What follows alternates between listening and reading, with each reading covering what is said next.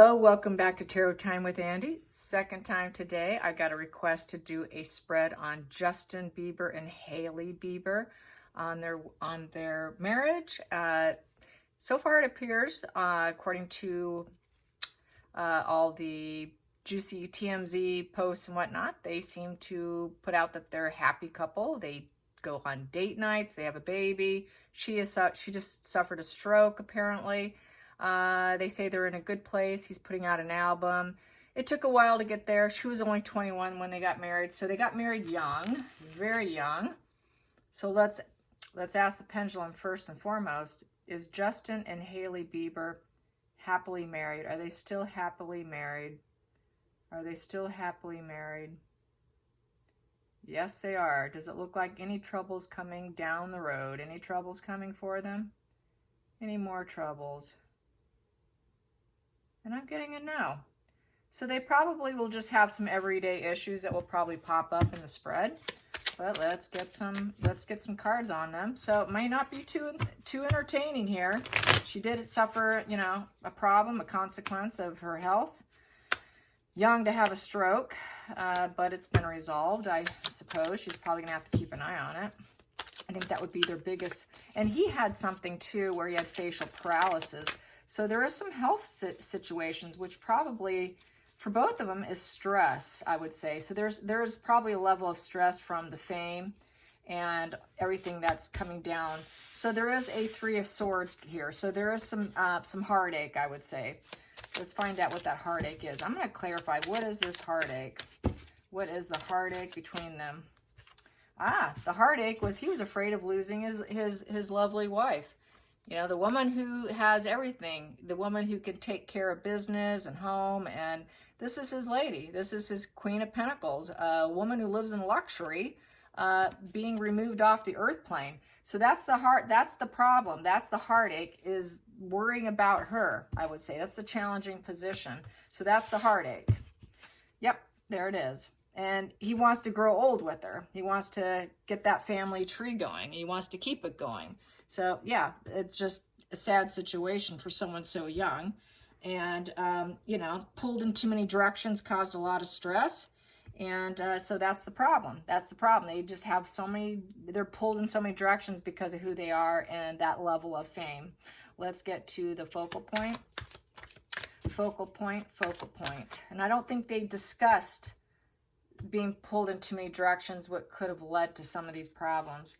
Focal point is the Fool in reverse. So there is some selfishness there in rising up. So sometimes they go down the wrong path of selfishness, going the wrong direction in order to maintain that rising phoenix energy and to keep that level of fame and to keep that level of flame going between them, to keep that level of flame going in the public eye. It's a lot of pressure to stay on top, I would say. And sometimes it just feels like the wrong path. It just feels so wrong. And I would say it feels wrong for her. I think she has issues with it. Sometimes it affects her in a very negative way. And so she's got to keep that flame going because that's who he is and that's who she married. She came from a famous family, but she wasn't famous herself when she married him. She became famous by marrying him, I would say. She was just kind of one of those spoiled Hollywood children. Let's get to the hidden energy. Hidden energy. There we go. Page of Pentacles in reverse. So yeah, there was a negative message that was put out. And with the Pentacle in reverse, it was kind of impractical. So it feels like life feels somewhat impractical, trying to keep up. Communication issues, probably when he's busy doing his thing, there's communication issues, which feels like a heartache, puts her in reverse. Gosh, what am I doing here? Can I keep it going? Can we keep this rising phoenix situation? And sometimes I think she feels rejected, doesn't get quite sometimes the attention she wants, the energy she wants. Sometimes there's low vibe issues between them where there's negative messaging between each other. Sometimes it feels kind of lazy and impractical, loss of motivation to take on new opportunities. So yeah, it's just pulled in too many directions and getting tired. I'd say low energy. Pulled in too many directions can do that to a person, where you just feel like your head's just one fuzzy mess. And there's no grounding stability. Let's get to the past position that no longer serves them. Past position that no longer serves them.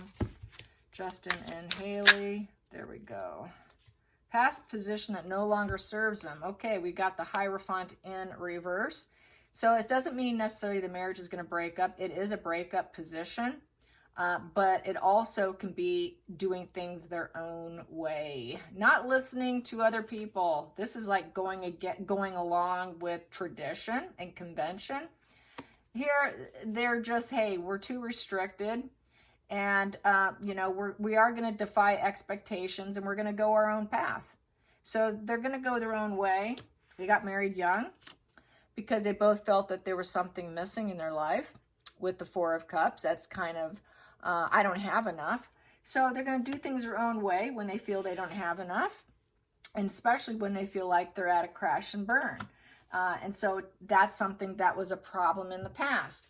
Defying expectations, not feeling like they had enough, feeling like a crash and burn could happen at any point in time. But he did say it was rough in the beginning. It was a rough start. So this is in the past. So they are defying expectations, but I would say that he left her at home at times when he had to do things, and it just felt like a real crash and burn for her, to where she felt like she didn't have enough. Like, why did I marry someone who's gone all the time? So I think that she was left alone at times and stayed back. Let's go into the future position for Hailey and Justin. Hailey and Justin, future. What's going on into the future? The future, they are releasing themselves from feeling self-sabotage. They're not going to sabotage their relationship anymore. That's getting out of your own head. This is like a prisoner of your own mind here. So they're getting out of, they don't want to feel like they're trapped with each other.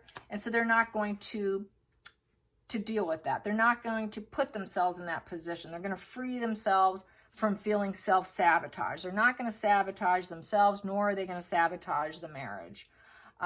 They know that they have overcome it. Because here, 8 upright is they have to overcome this prisoner of the mind. Well, here they did do it. They did overcome it. So they did overcome that prisoner of the mind, feeling new married, kind of trapped. How are we going to make this work? You know, navigating when you're that young is not easy. So there was some communication issues because they were so young. You know, how do you communicate when you're that young? They're not experts at communication. They're just coming out of teenage years, right? So there's a lot to learn. There was maturity that needed to be gained. I would say the maturity's still not there, though. It's still not there. It's still hiding and lurking here. And sometimes they do take missteps in order to stay together and keep the flame going. But they have basically are overcoming it. Let's go into the feelings in the situation. Feelings in the situation. That came out too fast. Let's see. Feelings in the situation between Justin and Hailey.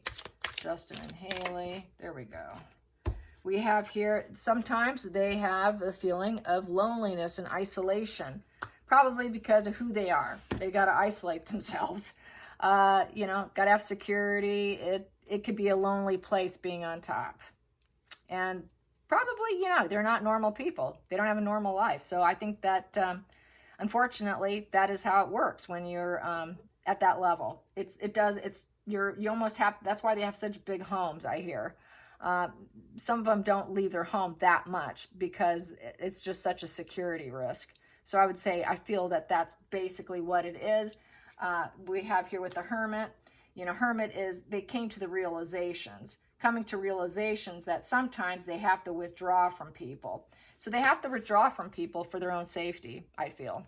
Let's go into the outside influences, outside influences, outside influences. Outside influences is things are going very well. Very balanced, successful, lots of harmony. They deeply understand each other. They understand the path that they're going down. So they understand that they take missteps. They're able to recognize it and get back on track. with this. So they have self-awareness when they screw up because they can understand the world.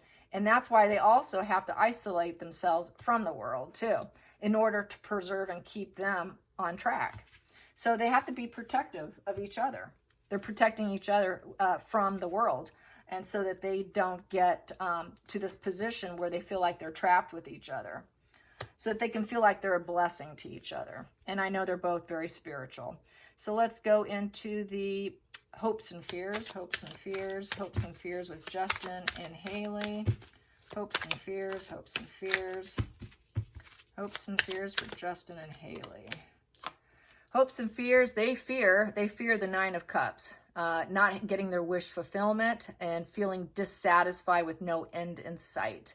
So sometimes they get to that. Sometimes they get to that dissatisfaction place. They do get there on occasion where they tell each other no.